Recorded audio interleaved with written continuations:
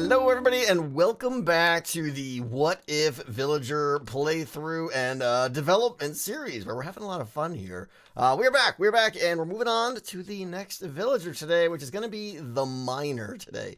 The miner is a very complex villager, as you guys know, and we're going to cover everything that makes him or her tick, all the things they do while going down below and digging out the resources that the blacksmith needs, that the whole village needs for all their tools and everything. So we'll be covering that. We're also going to be covering eating today, eating and hunger and all those systems. I'm going to go over everything that makes villagers hungry, how they eat, all the different foods, what the different foods do, how they rate, why some foods are better than others, all that kind of stuff. Now, I do want to apologize for the delay in episodes, guys. Last week I was working on a very big kind of side project for the live stream that I do on Mixer.com, but that should be done and should be behind me, so we are 100% back to making these What If Villagers. Now, I'm hoping to get out 2 a week. That is my goal. I haven't achieved it yet, but we're definitely going to get there. All right, so before we get into the miner, as always, I want to go over some of the big comments I got from last episode and give you guys a little update on what we've been up to here. So one of the big questions, last episode we did the lumberjack and all the tree growing and all that stuff.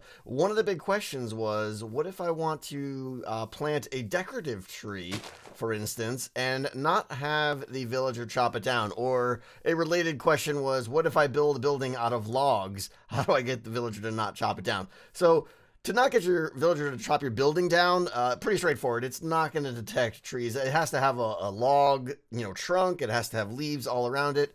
Even something like this isn't really going to be detected as a tree. But if you are nervous and you don't want to get a tree chopped down that you built by hand, say this is a nice beautiful tree here, all you got to do is take that block below the trunk and make it something other than dirt, and that tree will never be seen by the lumberjack, never to be chopped down. Okay, over here in the creative world, I want to show you a new feature I put in, and since last episode, that I think is going to really help avoid a lot of confusion while you're playing this mod. And it's like a little villager bubble thought system that all the villagers will put over their head now when they are missing what they need to do their jobs or to complete the AI that they need to do. So let me show you here. I've got a village here. I think I have 3 villagers. One's up there and I only have 2 beds. So watch what happens when I set it to a time where they want to sleep now. This villager has no bed. A little icon of a bed pops up over their head, letting you know she's having a problem finding a bed. So you'll also see it at various other times, like, for instance, when the villager is hungry, but they don't have food. It'll happen for instance, if a guard needs to attack something and it doesn't have a sword. For any villager, for that matter, who doesn't have the tools they need. If there's not a certain structure at night to do a job that they need, or that sort of thing. Basically, anything a villager is trying to do but can't do is now going to put these little bubbles over their head and kind of let the player know what the problem is. I think they're going to be very helpful. All right, we have a lot to do with the miner today, but before we do that, I want to get some more trading in. Hello, merchant, get over here.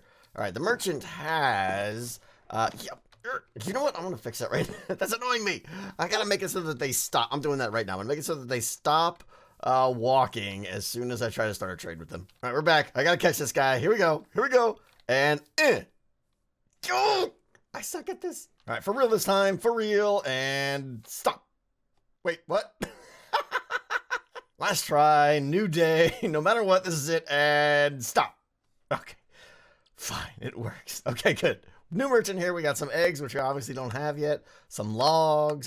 So I added different kinds of log trays. Now you'll see I can sell now oak, I could sell spruce, and I could sell birch to this guy, which is really good. It makes the lumberjack much more useful in the types of things they can sell. Then we have obviously wheat and beets and carrots and potatoes. So we got some good trades here. Oh, look at him go now. So good, so good. Let's sell some things. Yeah, I don't have nearly as much as I thought I had. Oh, there he is. Come here, merchant. All I got is a stack of taters, which is going to net me 4, and a stack of wheat. Definitely got to amp up the log chopping game here. I want to get a better tool for my lumberjack, or maybe just get a separate second lumberjack. I might have to do that. I think we got, we had 14, now we got 8, so we got 22 emeralds. That's definitely enough to get a miner or 2, though. Let's do that. But before we can get a miner, of course, we need a mine shaft and an entrance to the mine shaft, which is what we got here. Got a little mound built up here with a little bit of log framing and stuff. I like it. Let me show you around the outside here. Now, the thing to keep in mind is mine shafts do not technically need to be way down below ground, but I mean, obviously, it's in your best interest to start at Y11. That way you can get some diamonds and stuff like that. Otherwise, you're just kind of shortchanging yourself. But technically, if you get all the resources at Y11, you could do again at Y15 or something like that. But check it out. Got a little entrance here. Okay, little opening chamber here, and the spiral staircase, which goes all the way down into this little beginning entrance of my chat. You see I got some item frames up here ready to go. We're gonna start with, I think, one miner. Actually, maybe we'll just do two. Maybe we'll do two, because I really want to get a good mining operation going here.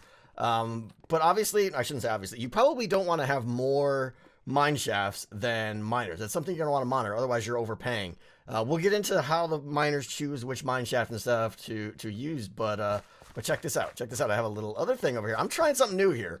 This is something that I'm not sure will work, but I'm trying to make a little drop for my miners to come down rather quickly. So the idea is, as the miners come in here, I could put 2 pressure plates there and there, and with a little bit of redstone magic, oh, look at that, I'm falling. I didn't see that coming. Oh, I guess I'll go mining. So the trick here is that only villagers crossing this way will open up those 2 blocks right there. And by the time they get there, the blocks are going to basically get pulled out right from underneath their feet. So they won't be able to update their path or anything. They'll just fall through. And villagers that are coming back up, delivering resources that they've got from the mine, they'll just walk right across, right? They'll open them on their way back, but no big deal. Now, of course, there is the off chance that someone is coming up the stairs at the exact same time that someone is coming down the stairs. So 2 things. First, that's going to be pretty rare for that to happen. I mean, we're talking their paths have to line within 1 second of each other. And 2, even if they do fall down, it's not like it's that big of a deal. In the rare case it does happen, it just means they have to climb the stairs again. So I think this is a pretty simple solution, and it's going to be a huge speed up to my miners. Basically, they don't have to ever climb down the stairs. They only have to climb up. Let's spend some money. All right, to the architect we go. I don't know why the tradesman keeps disappearing and respawning. I'm not sure. I think, here's what I think is happening. I think when he steps up on one of these blocks here, he's considered, for obviously stupid reasons, but he's considered to be outside the trade hall because he's too high, and therefore he's despawning, and it spawns another one instantly. I think. Something I should fix. Anyway, to the architect here, we obviously want to get our first mine shaft. There it is. There, okay. Now, mine shafts are cheap intentionally because, obviously, you know, we're going to have a lot of these things. So I'm going to start off actually with just one because, over to the tradesman now, let's get our first, he just disappeared again. Ah, that guy's annoying. All right. Oh, he's going to do it again. He's going to do it again. Get him before he disappears. I got to fix that. All right, first miner. There we go. Okay, this guy's 4, which, can I trade with a guy who's not there? Trading with a villager that doesn't exist. Love it. Where's the new one? There he is. Okay, definitely gotta fix that. So here's the thing. Miners are kind of cheap. In fact, all these guys are cheap. I'm starting to think the economy is a little bit on the cheap side. I may need to update that, but I got a little bit more here, all right? And I actually want to get 2 more villagers. So we got over here, we got a house that supports 4 people and a house right here that supports 2. We have 3 villagers currently, so I just got a miner and disappearing tradesman. So we have room for 2 more, and I think I want to get those right now if the guy would respawn. There he is. Man, I really need to look into that. Okay, so I want to get another farmer.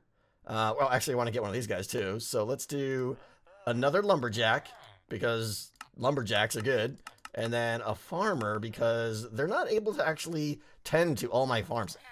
I'm pretty convinced now that all these profession tokens need to be upped a little bit. All right, let's put these back there. We're down to 9 emeralds, enough to buy our next little house if we want, but I'm going to save up a little bit too, and we're going to look for some nomads. All right, here he is. We only got 1 nomad, it seems, today. We got Tavin Fam. Hello, Tavin. How are you doing today? Let's see what you got here. He's got no skills. Tavin, apparently you haven't got the memo, right? Hey, oh, hey, little jerky there. Tavin, you're supposed to come with, like, level 28, you know, lumberjack or something for me. All right, anyways, we're going to make him our miner. He's pretty dumb and untrained, but bammo.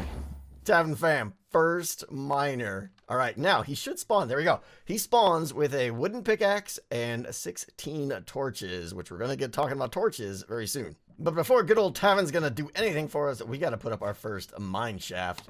Bam. And it's glowing. That's a good sign. All right, let's get back to Tavin and see if we can make the drop without killing himself. Here he comes. Whoa, here he goes. Here he goes. Oh, that's faster than I thought. Okay, so he made it. Here's the thing now. I think he's trying to continue his old path, and he's very, very confused because his last step was up on the hill up there. However, I'm hoping that he will give up on that path and create a new job shortly. Any minute now would be great. Tavin, good buddy. Oh, sweet, sweet Tavin, the problems you have caused. Yeah, that actually took forever, like 2 hours to track down that bug. Something with the mining AI and not resetting and not doing the thing with the path. It was dumb. Anyways, let's see. We should be fixed here now. Go ahead, Tavin. Oh, oh, wait. Oh, that's right. I have a breakpoint in the code. Hang on. Hang on, we're going to just go ahead and do that and then that. And okay, Tavin's gone. All right, I have no idea what you just saw. Let's go down here. Tavin, my friend. Oh, so good. There he goes. He's on his way. The water drop is working. You can see he's done a little bit of digger rating over here. So it's a good thing. It's a good thing. And he's got some torches, and he didn't use them. I forgot to put that code in. But his pickaxe is about to get all flumped up here, so he's going to go need to make another one soon. And he's kind of hungry, so this is probably going to be a short run here. But what I do want to see is if he will use his torch now. These torches here they were just appeared out of nowhere because that's the way miners used to work. The new way is that they actually have to craft their own torches and do the smelting of the charcoal and get the sticks from the logs and all the things. So that's what he's going to do in a second here. Once he places down a torch, once the light gets below level 8. What light level are we looking at here? 8, 7. Okay, a couple more here. Come on, Tavin. You can do it. No, he changed his mind. Duh. Where's he going? What's he got? Oh, he's hungry. And he needs food or something is my guess. What's he doing? All right, he's going all the way back up. Probably going to get some food, I think. You're getting some noms there, Tavin? Maybe? You can open the door, you know. What's he getting? Oh, he's hungry. The little hunger bits are floating up. Is it eating time? It's eating time. Taters for everybody. All right, let's take a look at the AI that the miner has. Time to dig into this guy and see what makes him tick. So we've got a bunch of them, a bunch of AI on him, but a lot of them you've seen already. So let's start getting through them so that we can get to the mining AI at the bottom, which is the interesting one, obviously. So the first one is deliver to storage. This is the miner dropping off everything that he has mined up down below in the mines. And that includes iron ore, coal, lapis, diamond, redstone, gold ore, and emeralds. What's he doing here? Oh, he's making a pick. He's making a new pick. Getting busy. So yeah, he will deliver all those things I listed, but the interesting thing is he will only do so toward the end of the day. And this is to prevent a lot of long trips back and forth up through the mine shaft. So only just a few minutes before nightfall will he deliver everything that he's gathered that day. Upgrade gear is the next one. Pretty straightforward. We've seen it before. If there is a pick in the chest here that the blacksmith or the player has dropped off, he will come up and pick it if it's better than the one he's using. If the miner runs out of torches, if he gets less than 12 torches, he will look in the storage room, and if there's some there, he will go get them. Basically, he's going to make his own, which we'll get into in a second, but if there's some already there and he's running low, he'll go over there and pick some up. He'll pick up to 30 of them on his way to the storage room. Get crafting materials is the next one, and hello there, Spider. It is pretty much what you'd expect when the miner needs some logs for crafting torches or for crafting a pickaxe. Goodbye! He will go to the storage room and get them. Next up is crafting a pickaxe. It's what you'd expect when the miner doesn't have a pickaxe anymore, or if his wooden pickaxe breaks, or any pickaxe breaks for that matter, he will come to the storage room and find the crafting bench, take 3 logs out of one of the chests, and turn it into a wooden pickaxe just to keep him going. He does have a chance to gain a little bit of skill in mining, and the time it takes to craft that pickaxe is going to be heavily dependent on his mining skill. You can see right here, his skill is pretty bad, so he's having to go through the animation many times because he's not very good at it. Oh, somebody is doing some work down here. Look at this guy go. He's got everything. Oh, we got another nomad. Okay, I want to see what we got here. Hello. Hey, hold on. Who are you? You're Lilana Leisterstrominator. Okay, stop. Stop with the moving. Stop. Okay, good. Oh, whoa. Holy cow. Are you serious right now? Hold on. So That's a bit good. So the way it works for these random skills is they have a small chance to get like a double bonus, and I think that's what happened here. So they go like between like skill level like 1 and 12 or so, I think, but there's a slim chance that it'll basically double the number to give them a really like. So this is insane, and I actually want a lumberjack. We bought a farmer and a lumberjack, so you are going to be a level 20 lumberjack. Kabamo. I did that right. Okay.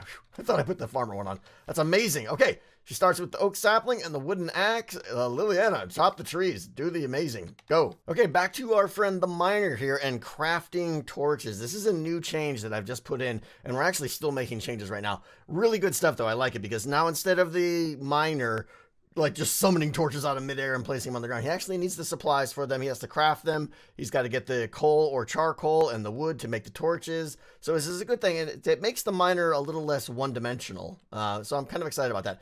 You can see, though, he needs torches, though. Tavin is he's out of torches here, so he's just kind of sitting here telling us, like, I can't go mine because I don't have torches, because if I go mining, there'll be darkness, and darkness spawns badness, and badness eats my face, and that's not what Tavin likes. So he needs to craft torches. So he needs to get some logs, which we have over here.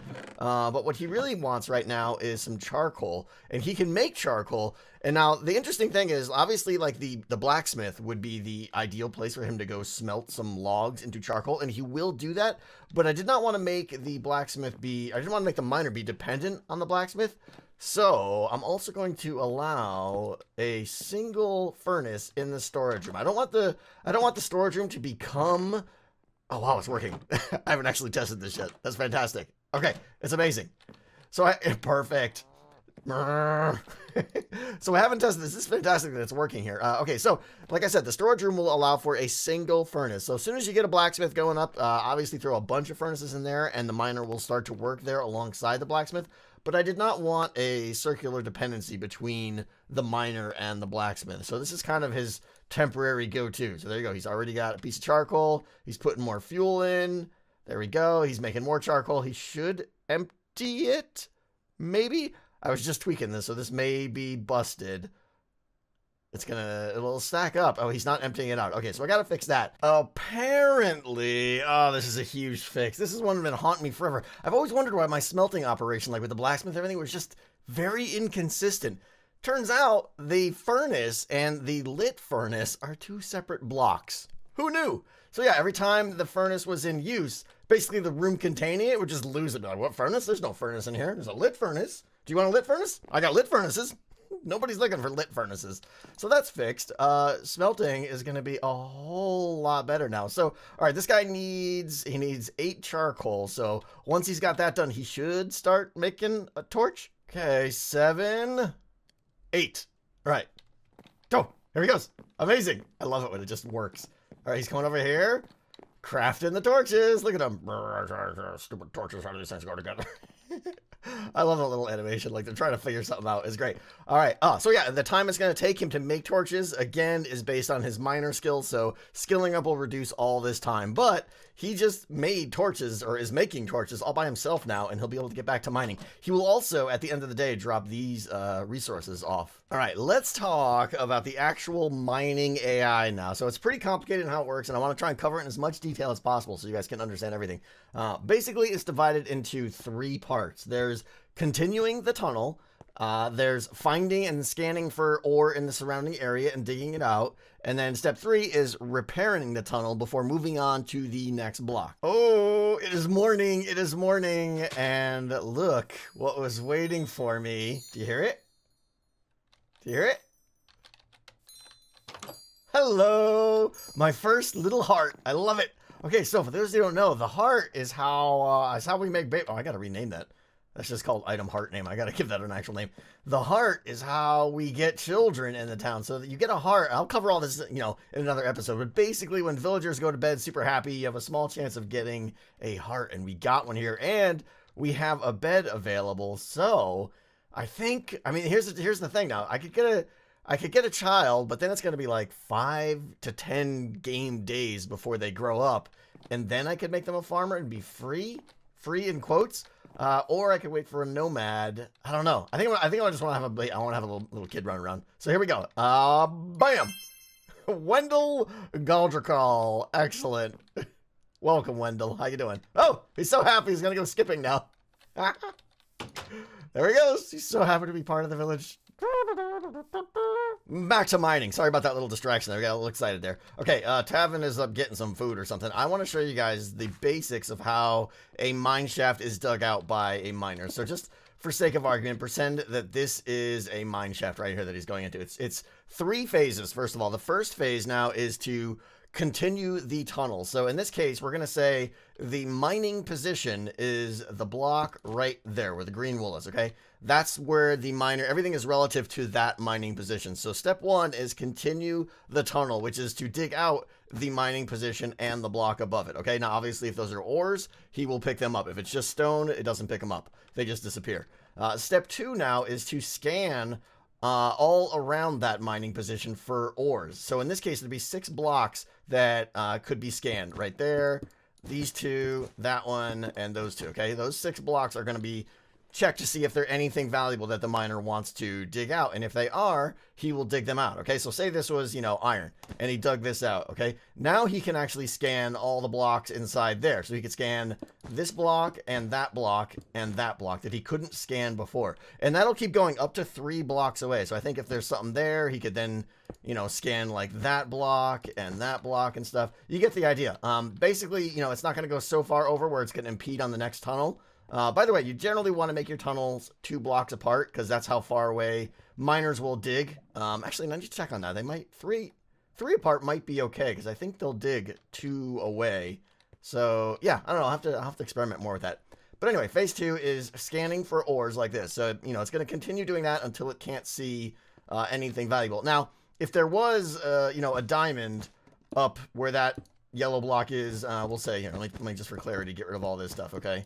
Say that yellow block right there was a diamond, and this was the initial scanning area, it wouldn't see it. So it would just go right past it. It has to be able to actually visibly see it. So if there was a diamond there, it would dig that out, and then it'd be like, oh, there's another diamond there. I'm going to snag that one too while I'm at it, okay? So it'll scan all the ores out, and then it moves on to phase 3. So the third step of mining is to repair the tunnel. Again, this is everything is relative to the current mining position. So I've kind of mocked up a situation here that you can kind of get the idea of what's going on. So imagine, you know, if the left wall was opened up and suddenly there's a huge cave back there, or if, you know, this block here turns out to be lava, for instance, or maybe some gravel fell from up here. Repair the cave is basically, it's going to take some cobble, and those 6 blocks that were part of the initial ore scan, it will fill in if they are air blocks with lava. So in this case, if you are actually digging over lava, they will cover up the lava, and then you're done with that step, basically. Now it's safe, the tunnel is secure to move on to the next step. So in this case, that would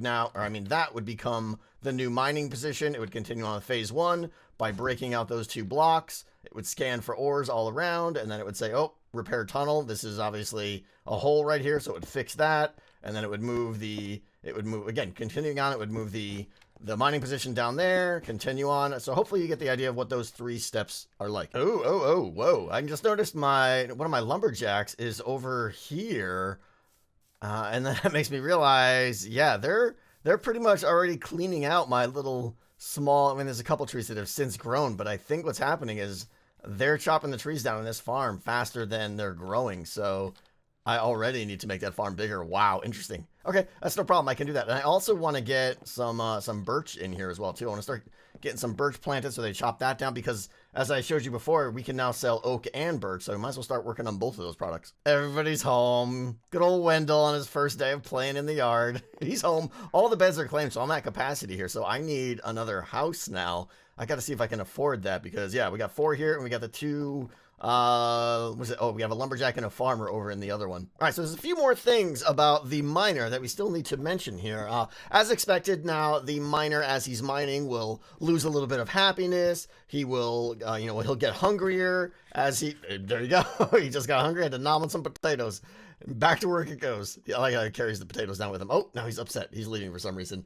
But the miner will obviously have a chance to skill up. Every block they break, they will have a chance to skill up. Ooh, there's some diamonds down there he didn't get. That's slightly outside the range of what he can acceptably get, I think. But like I was saying, the miner can skill up, or will skill up, I should say, as they break each block, and there's a much higher chance for skilling up when they break an ore block as opposed to when they break just a regular stone block. You know what? This tunnel here is getting far too long. He's having to walk all the way down there. So you know what I'm going to do now is pop this off and simply just put this on the next one. And he should reverse it in a little bit. Looks like he's mining right now. He should turn around and come down here and start mining this one in just a second. Here he comes. And there he goes. All right, starting a new tunnel. So for a while now, the miner has been really interesting to watch, and you know how they do their job is actually pretty amazing to me, at least. It's the one class that really shows off the custom pathfinding system that I had to write for this mod and everything, and it's pretty cool. But the problem is they've never really been that efficient, if you know what I'm saying. Like, they go down the tunnels for a long time, and they come out with like, oh, there it is. That's exactly what I'm going to talk about right there. That's funny that just happened. They'll come down here for a while, and, you know, they'll come back with like a couple little things, and it just doesn't seem worth it. So what I wanted to do is make them a little bit more efficient and worthwhile, make you really want a miner. So what I did, and what you just saw there, that little sparkle and that little happiness, is when the miner is breaking blocks, when they're just breaking regular stone, so if it's not a normal, or if it is just a normal stone block, there's between a 2 and a 5% chance that they'll actually kind of just find an ore. They'll kind of create an ore out of nothing. And this is an attempt to improve their efficiency. And that percent chance is obviously based on their skill. So it's like, it's a 2% chance or a little bit. There it is again. Wow, that's weird. It's like a 2% chance at low level and a 5% chance per block broken at higher levels. So when you get lucky and you get that little magical happiness gain, that basically is them saying that, hey, I just found some ore that didn't even look like it was there, but it actually is. So it's going to be something I kind of tweak, and I may turn that up or down depending on their efficiency. But right now, that's what I'm going to be tweaking to determine or to gate how effective the miner is. So there are a couple more things about the miner and mine shafts that you'll really want to be aware of. So the first one is the mine shaft keeps track of the miner that is actively digging in that mine shaft. So it does this to make sure that no miner, or you don't get two miners trying to mine in the same mine shaft. So as soon as the miner goes in there, the mine shaft goes, oh, you're clearly the one working in me. And he kind of keeps track of who's inside the tunnel, so that another miner, when he's coming down, says, oh, I want to do some mining, they'll bypass any tunnel that's already occupied and look at another one. Normally they'll come down and they'll just take whatever the shortest tunnel is. How's it going, Tavin? How you doing? You got any? Whoa, look at all the stuff he's got. Holy cow. Wow, that was a good haul. That was a very good haul. Yeah, the miner will come down and normally just look at whatever the shortest tunnel is, but if there's a miner in that tunnel, they won't, they'll just ignore it. The same goes for the druids too, which we'll get into later, in a later episode. The druids obviously won't try to do an earth grow and regrow the tunnel if the miner's in there, because, you know, that would generally be bad, because the miner would die. And now the final thing I want to mention about mining, and this is an important one, is miners are now aware of and quite afraid of liquids of both kinds, water and, more importantly, lava. So up until just a couple days ago, they would pretty much just walk right into lava and die. And I knew that. It was the case, and I knew I had to deal with it. So the miners now are aware of where lava and water is, and they will not break blocks that are adjacent to lava or water. So like in this case here, you could see this would be a bad spot for them to dig, because where is it? There you go. You guys know what's above here, right? If the miner broke this block, he'd be in for a very sad day. He can now sense that and will not break any block that is adjacent to lava or water. The exception is in the floor, okay? If there was lava, like right, we'll say right there, okay? He would still break this because of the repairing tunnel phase that we talked about. He can repair lava at the floor level and walk over, but anything that is adjacent to, or in this case, below lava, they will not break anymore, and the tunnel will come to an end. So in this case here, actually, you'll see, I'll register this thing right here, and if let's see if we can actually do this here. I believe if I do this correctly, this is just I copied this mineshaft marker, and I'm going to delete it in a second. Let's see here. If I do this, and we'll put this here, open this tunnel up a little bit. The tunnel's still good. If I put lava right there now, this tunnel should become deactivated, I believe. There it goes. Okay, perfect. So basically it's saying, hey, we're not digging in this tunnel anymore. The light is turned off. It's not even a valid mine shaft, so the miners won't even look at it. Basically, it's detected. This is no longer safe. we're not going to dig in this tunnel anymore. So your miners will not burn themselves, they will not drown themselves, or any of that stuff anymore. Liquids, bad. If you want, you as a player, obviously, you can come down and fix the tunnel yourself and kind of relieve it, or of the water buildup or whatever the lava danger is, and then the miner will continue, but they're not touching liquids in any way themselves. Well, unfortunately, that is all I have time for today. I was going to go into eating and the whole hunger system and completely cover that. I have charts to show you guys with all the food on it and the pros and cons of each food and how they affect that's all going to have to wait. That's going to have to wait till next episode because we're out of time here today. So I'll save that for next episode. We'll do hunger and the whole eating and nourishment system. And I think we might tackle the rancher, but I'm not sure. I kind of want to get a chef going. And quite honestly, I also want a guard because nighttime is scary. So let me know what you guys want. Which one? I'm kind of leaning toward the rancher, but what profession do you guys want to see next? I'd like some feedback. That'd be great. Any questions you have on this episode, of course, on the miner or anything, just let me know, and I'll do my best as always to answer them in the comments. But until next time, guys, I will see you later. Goodbye.